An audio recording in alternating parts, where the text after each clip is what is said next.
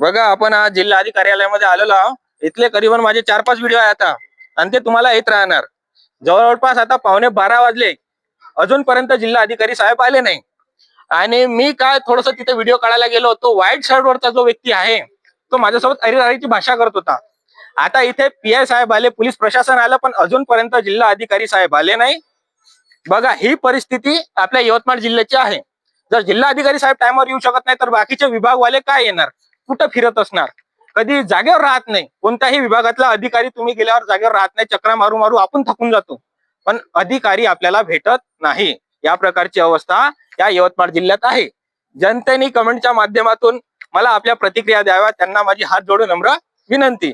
आणि पालकमंत्री असो, आमदार, खासदार, मुख्यमंत्री, अशा अधिकाऱ्यावर लवकरात लवकर कारवाई करावी, अशी त्यांना माझी हात जोडून नम्र विनंती. अन्यथा मोदी साहेब पण